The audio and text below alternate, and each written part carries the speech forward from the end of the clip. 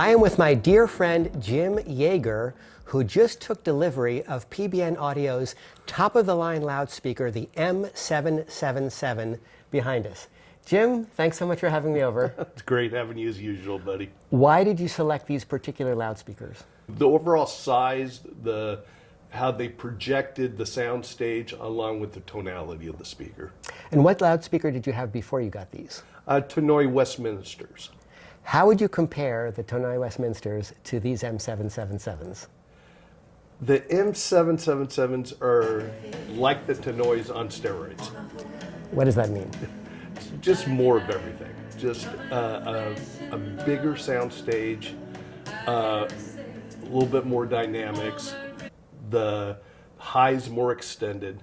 But the Tannoys were terrific speakers, don't get me wrong. But I think it was just time for a change. Do you think these are more believable sounding? Yes, I do. Mm-hmm. Yes, I do. What components are you using to drive them? The Jadis JA30 in EL34 configuration. Mm-hmm. So those amps are 30 watts per side. Mm-hmm. I have also the Soul Note Phonostage, which takes care of the optical cartridge I have, the DS Audio, along with the Vanden Hall. I'm not familiar with the Soul Note. How did you come across that one? Actually, I saw them at the show here last year, and I was waiting for them to get a importer into the United States, but I ended up purchasing it online through the Japanese distributor anyway. And tell us about your turntable and setup. It's the Acoustic Signature Montana. I've had that for about a year and a half now. I used to have a more classic type turntable, old Denon, that was converted, and also a Gerard 401. But I decided I wanted to go more modern on the table. How did the sound change when you went from the vintage turntables to the contemporary turntable?